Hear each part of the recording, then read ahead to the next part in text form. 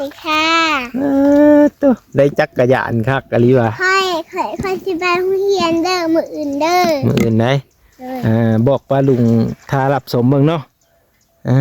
ไอสินำไปเบิ่งเด้คันว่าซั่นไปบ่เลยไปโอเคซั่นน่ะสินำไปเบิ่งสิขี่รถถีบบ่ไปบ่เด้อรถหมู่เด้อไปนำหมู่เนาะฮะมาเราไปแจกโรงเรียนโอ้เพิ่นสิไปแจกอีหยังน่ะแจกเบิ่มแล้วก็แม่ชมพู่ไปแจกเบิ่มแจกปึ้มบ่เด้อแล้วก็แม่นบ่มีแม่นชื่อผิดบ่จ๊ะบ่เด้อบ่เราบ่ลาวเปาะบ่ไหนบ่บ่แล้วบ่ได้ไปอยู่นี่ไปอยู่โรงเรียนไปอยู่โรงเรียนมื้ออื่นแหละบ่ลาวสิมาไปโรงเรียนโดยเพิ่นบอกแล้วบ่โดยคันจังซั่นก็บ่บ้างก็สิไปนำเพิ่นคือกันแล้วซั่นน่ะเนาะก็สิไปถ่ายบุญมีบ่เว้าอีแล้วมื้ออื่นนี่น่ะเนาะพี่น้องบุญมีคือสิบ่ปากบ่ออนำอีแล้วมื้ออื่นนี่บุญเพ็งน่ะมีสมอยเนาะใช่ไหมเป็นนั่นแหละละอายหันหมูหน่อยเดียวตอนนั้นใครหานี่หมาห่วยหลายอายเลยเนาะคันเพิ่นเฮาไปเจ้าก็ว่าสวัสดีครับ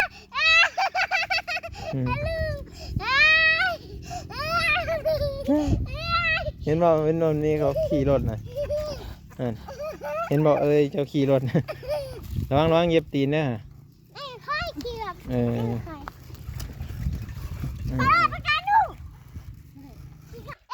ใส่แล้วเอากลับก่อนทุกคนเดี๋ยวให้เพิ่นอาบน้ำอาบน้เดี๋ยวมื้ออื่นจัง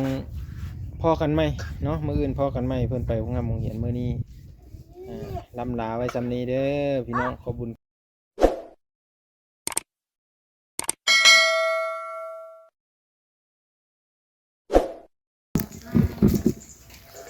สบายดี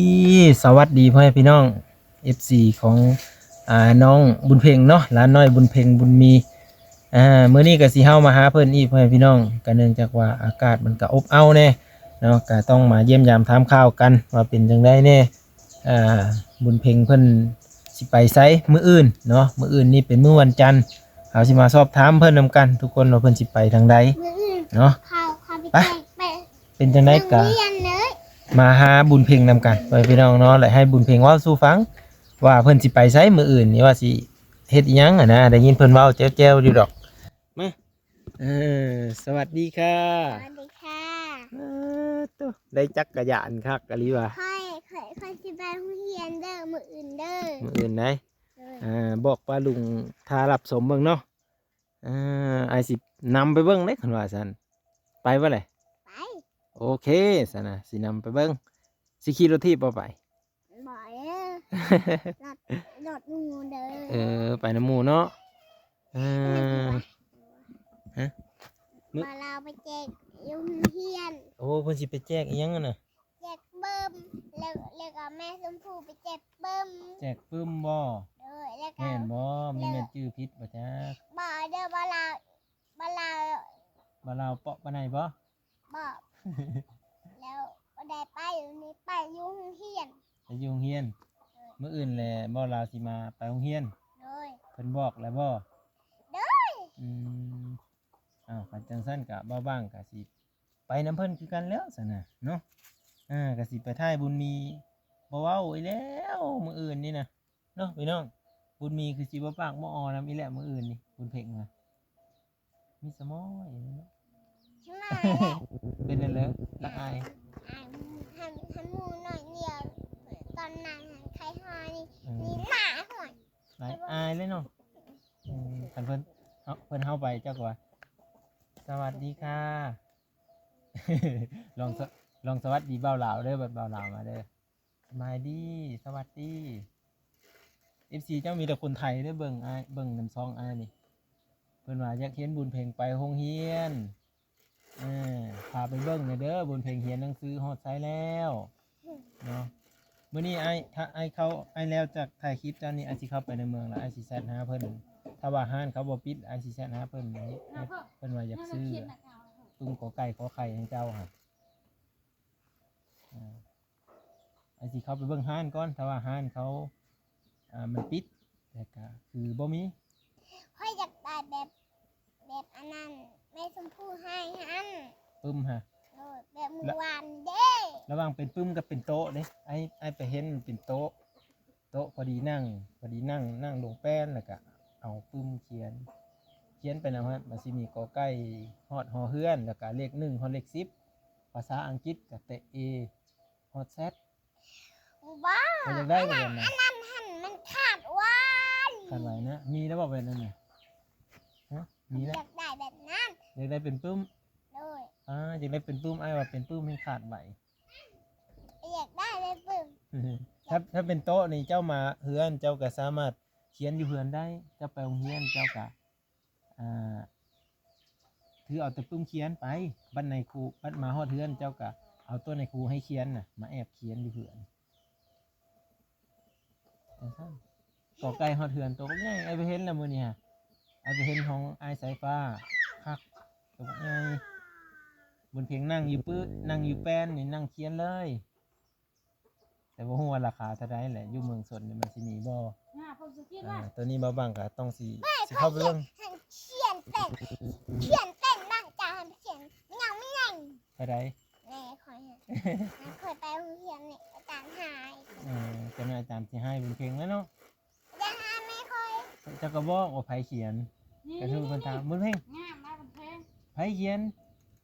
จะสิตอบว่าไดเอ้าสมมุติว่าไอ้เป็นในครูบุญเพลงไผเขียนใส่เจียเจ้าไผเขียนใส่ปึ้มเจ้า แม่คอย เอ้าเป็นหยังคือให้เราเขียน เอาพี่คอยไปได้ยินอยู่ เจ้าก็ต้องตอบเพิ่นว่าแม่ค่อยก็อยากเรียนคือการแม่ค่อยบ่ได้เรียนหนังสือว่าสิเด้อ บัวแม่คอยฮะ ได้ตอบว่าได้ คอยว่าแม่คอยฮะง่ายแล้วไพ่ที่ให้เขียนอัน ใหญ่แล้วเนาะจนมีลูกแล้วเนาะ หน่อย จนมีผัวอีกเนาะอย่าไปแกะมันเลยจนมันบ่นุ่มเนาะมันถึงเล็กมันนะ ตอนนี้เก็บว่ามัน แม่เจ้าเขียนใส่ปุ่มเก่าแต่ว่าบ่ได้เขียนใส่ปุ่มใหม่ที่ให้แม่เจ้าแอบเขียนเจ้ามาแต่โรงเรียนก็สอนเราเด้อ อุ้ยมีไผ่ที่สอนอาจารย์ไม่สอนเด้อ บ่สอนแม่ฮะ บ่อย ก็สอนนั่นแหละแม่บ่รู้จัก แม่ นี่เจ้าเฮ็ดแบบในครูสอนมื้อนั้นดิแม่เขียนแบบนี้เด้อเจอแหละเอาลงมาเขียนพี่ดูเป็นอยู่บ่แหละลงมาเขียนอยู่พี่ดูเลยเอิ้นเป็นภาษาเราถึงเอิ้นเราจะได้ บ่ได้เด้ กันเอิ้นเป็นภาษาลาวดิเอิ้นเว้าแบบอ้ายเว้านี่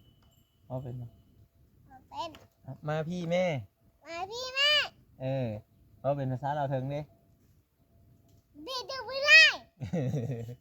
โอ้เสียงชัดเจนเสียงชัดเจนเลยเนาะเอาอีกทีได้ไหม ไม่ได้ ไม่ได้ เริ่มสิเว้าไทยเป็นแล้วทุกคน แม่เขาเขียนบอกเป็นเขียนแบบนี้ อ้าว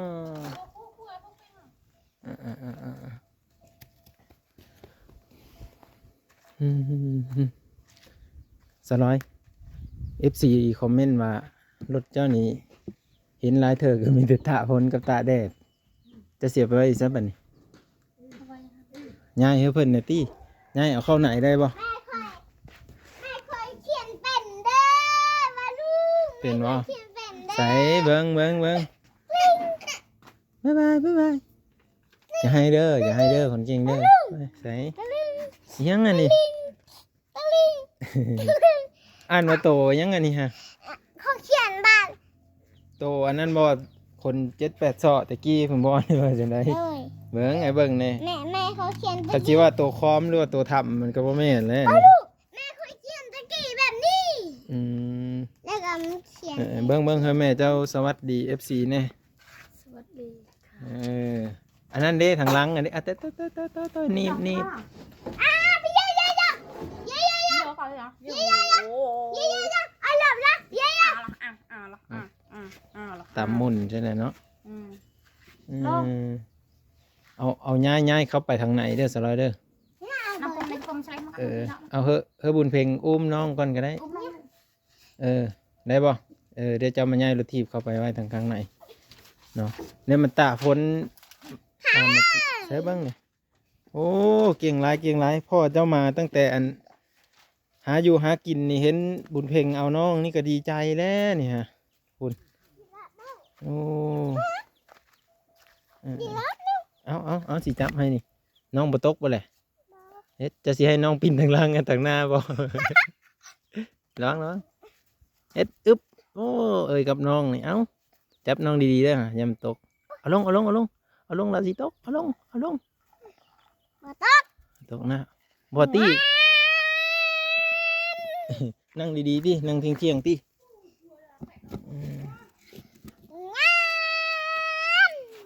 อึ๊บปั๊บนี่จับดีๆ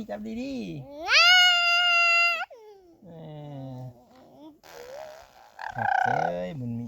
ระวังตีนน้องเด้อห้ามถีบเด้ออึ๊บเอาเลยเฮ็ดยังไงเฮ็ดเอาขึ้นดีเลยจ้ะเอาคุณเพ่งแล้วอยากไปนั่งอยู่ใช่เลยนี่เอาไปถีบตัวน้อย ทิศนั่นอันนี้ ไร ลงรถเด้อ งัวเฮ้ย ไอ้เจ้าเอาไก่เด้อเด้อไอ้เลิฟเด้อ บ๊ายบายเอ้ยไป ไอ้ป้าปังงานนี่ได้ไร นี่ไปปะแล้วจำเฮานี่อึ๊บครับ ไอ้เด้อป้าปังงานนี่ได้เนี่ยไอ้เจ้าอันขนม เพิ่นจะขึ้นได้นี่บุญเพ่งจะเบิ่งด้วยนี่ไปแล้วบุญเพ่งไปแล้วคุณเอิ้นเพ่งมาใช่ไหมเอิ้นดูมาพี่ไปสิเตอะปะไนเอา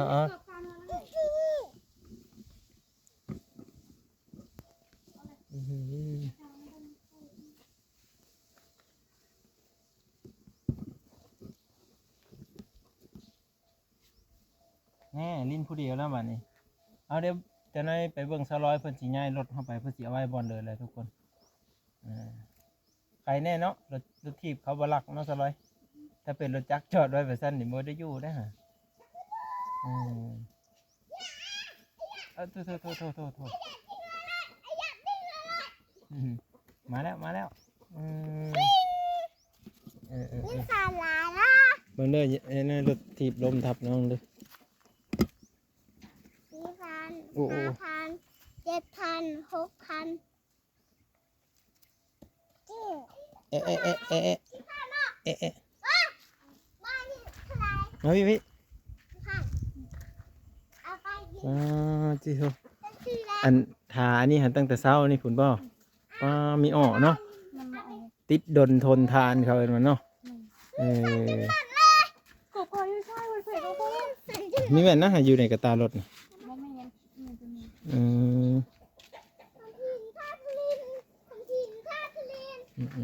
เอ้าง่ายเขาเลยสลอยสิจับซะ ทำไมเนี่ย นี่นะนี่เอาเข้าไว้ไหนฮะพอมันบังเจ้าหน้าผู้เจ้าเพิ่นเห็นเพิ่นซื้อรถให้แล้วโอ้ยเฮ็ดจังไดนี่วะเอาจับซอยเอาเจ้าเข้าไปอยู่ไหนไปเข้าไปอยู่ทางไหนเดี๋ยวหาสิจับทางนี้ซอยเอาไปเลยโอเคสั่นแหละเอาอิงมาบัดนี้มันคือพืชเนาะ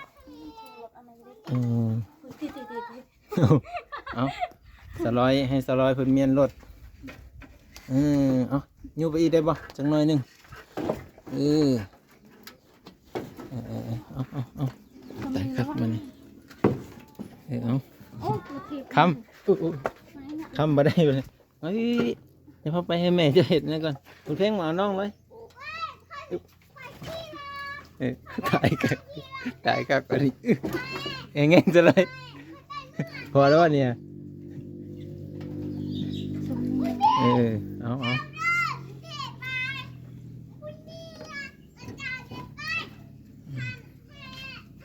ขออย่างเดียวอย่าให้เด็กน้อยเข้าไปอย่ามันลมทับเนาะ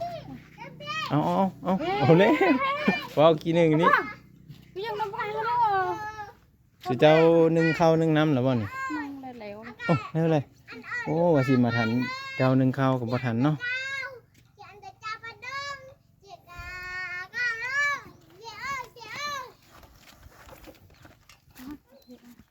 มาเด้อมาพี่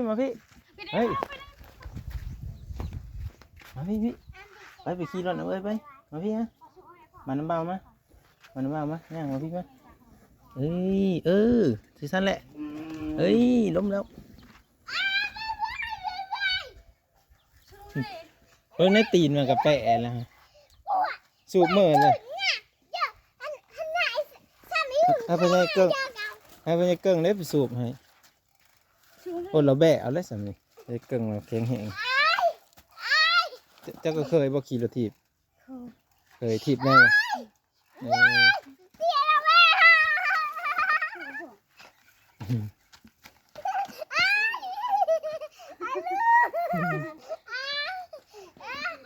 บ่ไปไล่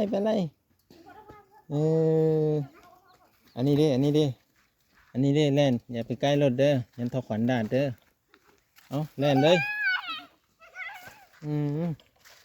โอ้เราก็ย่างเราเข้าซื้อได้นี่ฮะมุ่นมาเลยเนาะ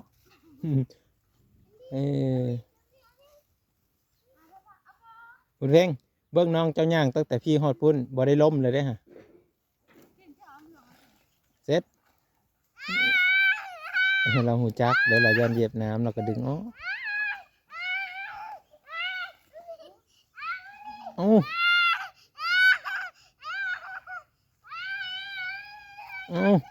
โอ้ยสองเธอก็ล้มสองเธอนะเสร็จเหยียบน้ำแต่แท้โอ้ยเพิ่นเราค่อยเมื่อยนั่นเด้แบบไปฮอดแล้วกันย่างนี้พุ่นนั่นกันย่างกำลังเลยทุกคนเลย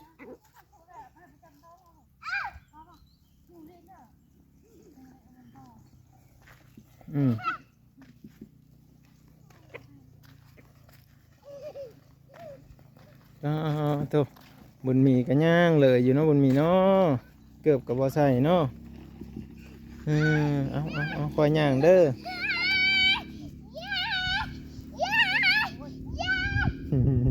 ห้องนี่เด้อมีเมื่อยบ่ห้องนะเพิ่นไปหาแต่เช้านี่พุ่นบ่หน่อไม้ฮะระวังทำตีน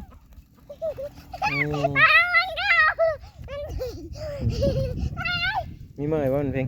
หน้าที่หันแม่หันไปขนอยู่แอบเพิ่นเพลงขี่เพิ่นเพลงก็ซ้อนให้แม่ขี่รถเนาะ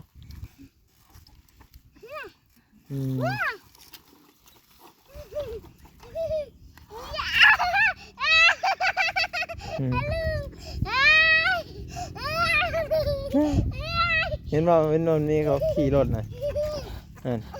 เห็นบอกเจ้าขี่รถระวังเย็บตีนนะ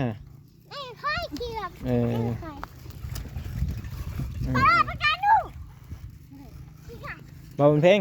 กินแล้วว่าแกงหน่อไม้นั่นกินแล้วว่าแกงหน่อไม้ฮะเมื่อในน้องเจ้ากันย่างเลยนี่ฮะไม่จักย่างไม่จักขาดมาเอาเราเด้อพี่เด้อเราไปเลยนะมาพี่ย่างเลยฮะมาพี่แหละเราก็เมื่อยย่างนำแล้วจนได้เราให้ฟังเด้อฮะเบิ่งเราย่างตั้งแต่เหินพี่ฮอดพี่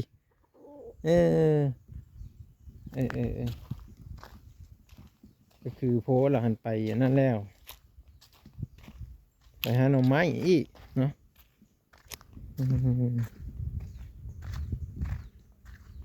อันนี้คือต้นไม้ของเราเนาะเดี๋ยวมาบางผามาเบิ่งเด้อพี่น้องเด้อผามาเบิ่งต้นไม้เขานี่แหละเขาปลูกจะได้เขาหดน้ำอยู่บ่นี่ดิ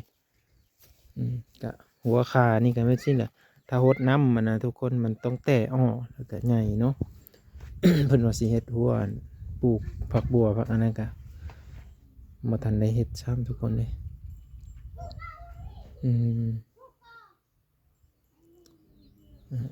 คือหลายๆคนก็คือสิอยากเห็นคือบ้าบางอยากเห็นนั่นแหละเนาะความเป็นไปเป็นมาของเขาเจ้าโอ้เพิ่นได้อันนี้ไหมนะตีนี่หันเอาซะเลยได้ไผ่ผ้าแล้วแต่ว่านี่แจ้งอยู่บ่เลยโอ้อันเพิ่นเลยได้ซื้อเธอตัวนี้ฮะแม่ใหญ่สมภูบ่เพิ่นเลยซะโอ้พอจรูนซื้อให้บ่โอ้แล้วตัวเพิ่นฝากมานำกล้องอ่ะบ่โอ้แจ้งดีอยู่แจ้ง เก็บไฟได้ดนบ่เก็บไฟก็ได้ดนอยู่ทุกคนเอ้ยมาเด้ออุ้มน้องมาพี่เด้อโถเก่งแท้อุ้มน้องก็ได้ทุกคนคุณเมื่ออื่นไปองค์เฮนเนาะมาว่างกะสีนำไปเบิ่งเพิ่นเสร็จล่นแท้ๆล่นแท้ๆล่นแท้ โอ้ ๆล่นแท้ เต็มเตี้ยเอาผม ๆคุณเพ่งเห็นว่าขี้เต็มตีนน้องนะเอ้ยไปล้างให้น้องไว้เอาน้องไปล้างไว้ คุณเลยก็ไม่นั่นหรอก อีติดทรงอีกจะหน่อยฮะ อย่าใกล้เด้ออย่าใกล้เด้ออย่าใกล้เด้อยันทอขวัญดานเด้ยังเอาใกล้ๆจะได้ล้มเสือ คุณเลยก็กลางหัว เบิ่งดูหาตีนน้องนะคุณเพ่งเบิ่งดู แต่ก็ไม่อยาก อีอย่าเอาใกล้เด้อย่าเอาใกล้เบิ่งเนี่ยมันถ่ายจะชงจอหิบไปล้างไว้เอ้ยแอะ อย่างเงี้ยปะ จับน้องผู้เอาขึ้นถึงผู้ค่อยๆเด้อเจ๊เย็บขี้โง่แล้วเจ๊เบิ่งเย็บเต็มตีนหยิบเอาขึ้นไปล้างคุณผู้แม่เจ้าเอาลงมาแล้วฮะเพ่งเอาไปล้างก่อน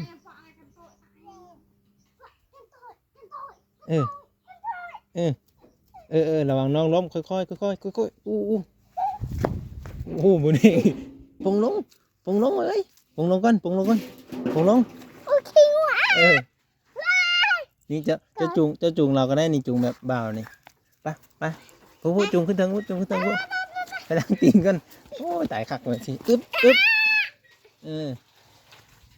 เอาจะจูงเด้อจะจูงน้องเด้อค่อยๆเด้ออย่ามันถึกหินเด้อเอาไอ้ปลาเลยได้ขึ้นพี่ตัวอย่าไปเคลื่อนอันนั้นเด้ออย่าไปเคลื่อนรถได้รถล้มได้เอาเปาะเลยเปาะล้างตีนเลยว่าในเรือก็ไปล้างตีนเปาะยังก่อนเอาล้างตีนให้น้องเบิ้งยันเป็นคือคืดอยู่บุญเพลงล้างตีนให้น้องในเบิ้งคักแท้แล้วหลักของหูจักอยู่คันค่อยเป็นเจ้าหนึ่งค่อยจุ่มน้องลงหันเลย นี่มาเอากระบวยนี่แม่เสียงยังเลยโอ้ยโถโอ้เมาเลยแต่ว่าเนี่ยโอ้ย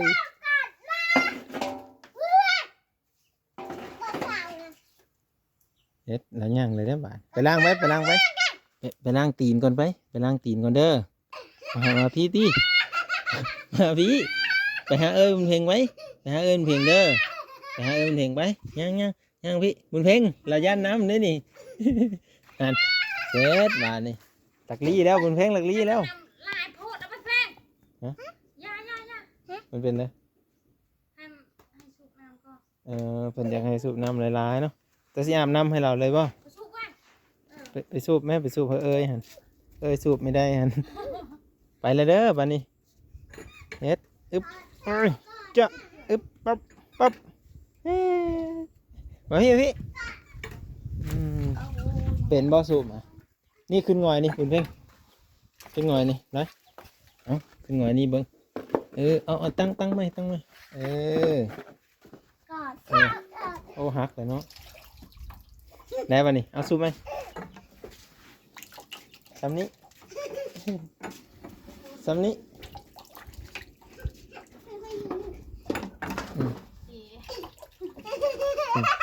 ยกขึ้นดูนี่คุณเพ่ง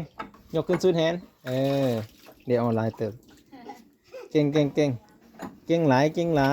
เนี่ย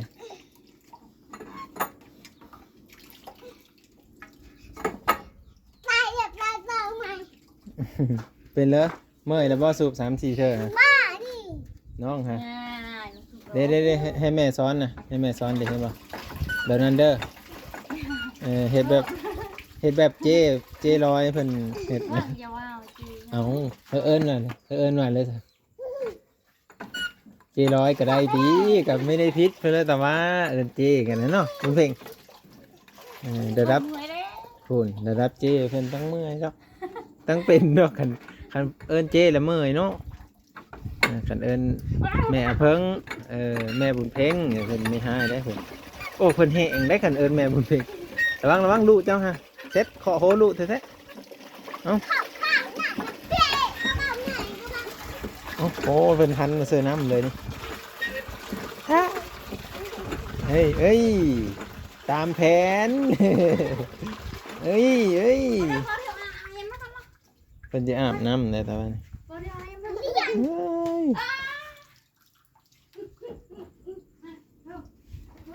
มาอาบน้ำให้น้องไว้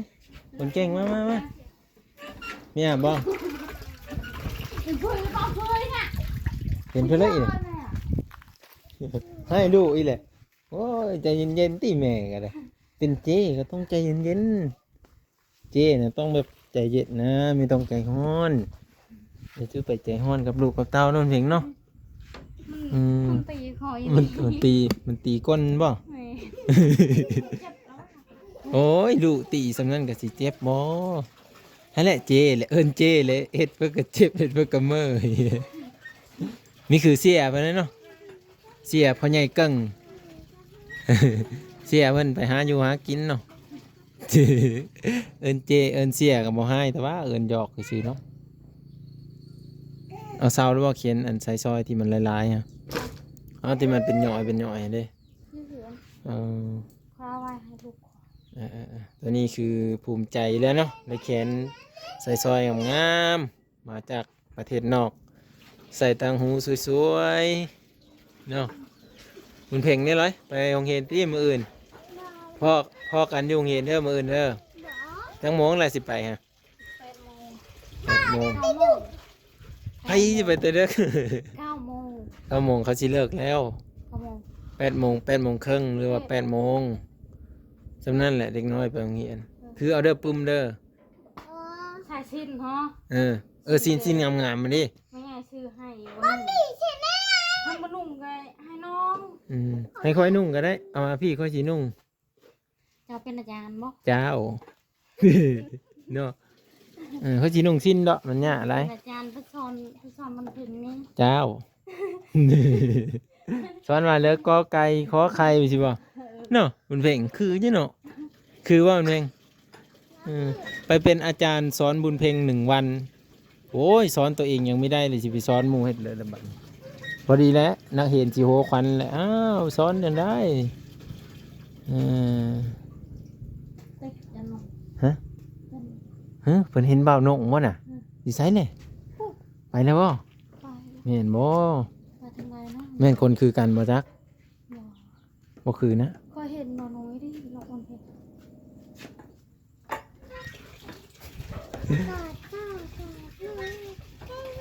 ห้องเพลงวะน่ะห้องเพลงวะน่ะมันเพลงแม่ตีอยู่ไซส์กี่หนึ่งนี่ฮะไอ้บอกหน่อยคันแม่จะตีระปบเด้อว้าวฮะจะให้เราตีก็เจ็บหรือว่าผู้คอยเห็นตีมันเพลงตอนนั้นโดนหายปบเลยเด้อบ่ปบบ่โอ้ใจสู้ขนาดเนาะพอนี่บริตีปบได้มันเป็นอะไรเหรอว่าสู้ไอ้เห็ดแบบนี้เจ็บได้ว่าดึงผมคอเจ็บแล้วว่าจะตีมือเจ้าแม่กับลูกเถียงกันเจ้าเขาเด็กเพลงมือบ่บุญเพ่งเจ็บบ่ยำเราดึงหัวนะไอ้บอกให้ปบไอ้บอกเป็นยังคือบอกปบอยากให้เขาตีให้มันแล้วกันแล้วเนาะบ่ต้องใส่กรรมในชาติหน้าเนาะใส่กรรมในชาตินี้เลยเนาะใจบุญเพ่งนี่ต่างจากผู้อื่นว่ะทุกคนบ่เอาแล้วว่าไปว่าก็ใส่กรรมในชาติเอาชาติหน้าก็บ่ต้องใส่กันอีกบ่ต้องไปว่ามาอะไรก็เอาสมมุติเราเป็นหนี้ก็ใส่กันในชาตินี้ซะครับชาติหน้าบ่ฮู้ว่าสิได้เกิดเด้ชาติหน้าจักสิได้เกิดจักบ่ชาติหน้าจักมีจักบ่แต่เฮาก็เชื่อกันว่าชาติหน้ามีจริงแต่ว่าเห็นไผไปก็บ่เห็นสิกลับมาบอกชาติหน้ามีดีเด้อแต่ก็เชื่อกันว่าจังซั่นนะศาสนาพุทธนะทุกคนเอ้าเมื่อยก็เชิญนั่งก่อนเจ๊ น้องเบียกเอาเรียนพูดสิอาบน้ำแล้ว เอิ้นเจ้เถอะมื้อนี้กลับบ้านแล้วเนาะคุณเพ่งอาบไหมเลย อย่าเพิ่งเลย เอ้า มา โอ้ยลูกจะอาบน้ำก็หายเหมือนคุณเพ่งอาบแล้วนะผมอายอยู่นี่เราไม่ให้ดอกคันเราให้ไอ้สิให้ดอกอาบแต่นี่บ่อาบบ่ เดี๋ยวล่ะโอ้ยสูบน้ำเต็มเลย จะอาบแล้วน้ำไหนถามหน่อย อาบ้า เอาเบิ่งในผมจะมันสุน้ำ เดี๋ มา ยวพอสิอาบก่อน จะสิพากันอาบน้ำเนาะแล้วเราบ่หนึ่งข้าวหนึ่งน้ เร็วเลย ำเฮ็ดอยู่เฮ็ดกินเพิ่นเลยเด้มมื้อนี้ ไม่มีอย่าง ถ้าผัวมาแต่อันนั้นบ่ เร็ว เป็นเพิ่นกันเลยแลกแกโดยแล้วบ่เบิ่งแน่น้องอย่าลิ้นนะยิ้มคือกันอีกโอ้ยแหน่ไปดูบุญเพ่งบุญเพ่งเดี๋ยวน้องโอ้โหตีนเราสิจุ่มลงงั้นละบาดนี้เอาเฮ็ดเป็นกำลังใจเฮ้อเด้อซุปน้ำไวๆแน่ทางนี้พากันเอาตีนจุ่มลงแล้วเอาตามสบายเลยตามสบายเลยเขานะเรียบร้อย โอ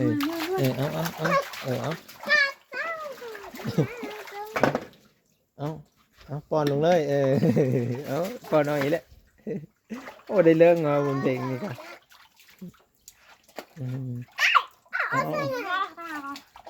จะ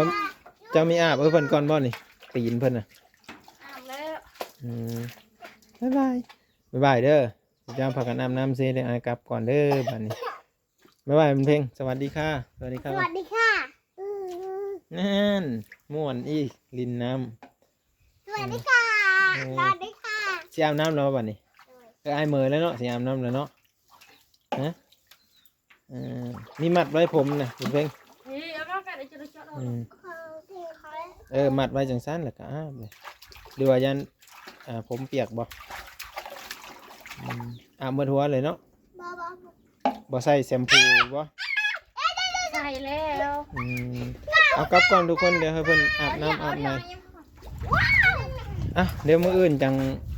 พอกันไหมเนาะมื้ออื่นพอกันไหมเพิ่นไปโรงงานโรงเรียนมื้อนี้ลำลาไว้จำนี้เด้อพี่น้องขอบคุญขอบคุณที่รับชมและติดตามเบิ่งมื้ออื่นกันยังพอได้มีตี้ขนมไปโรงเรียนนะ หมดแล้ว หมดแล้ว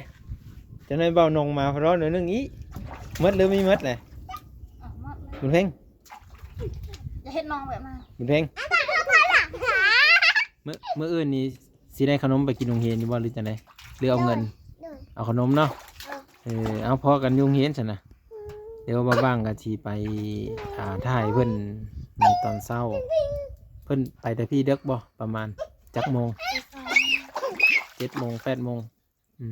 เอาพอกันอยู่โรงเรียนทุกคนบ๊ายบายทุกคนอายุดีมีแฮงว่างๆขอบพระคุณเพื่อทุกคนที่มาให้กำลังใจและติดตามตลอดมาพี่น้องบอกว่าอาจจะ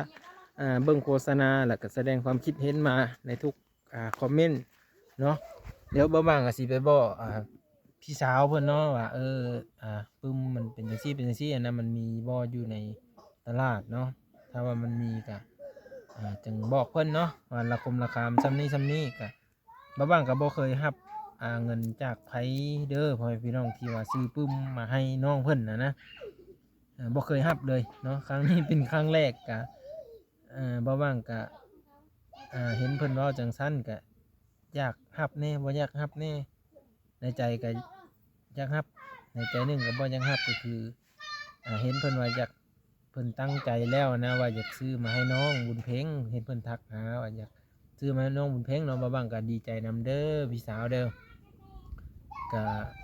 อันแหละมาบ้างก็อยากให้เด็กน้อยเขามีความรู้เนาะแต่ถ้าว่าภาคเงินมาให้เพิ่นใช้โดยตรงนี่บ่บ้างก็บ่กล้ารับเนาะเพราะว่าเงินนี้มันก็คือทุกคนรู้นั่นแหละเนาะมาบ้างก็เลยอยาก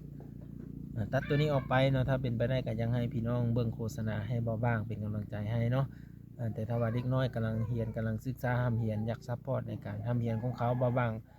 ขอซอยเต็มที่เด้อพี่น้องเด้อเนาะเป็นจังได๋ก็รอติดตาม EP ต่อไปพี่น้องขอบคุณครับเนาะสบายดีเด้อพี่น้องเด้อไปกลับก่อนบัดนี้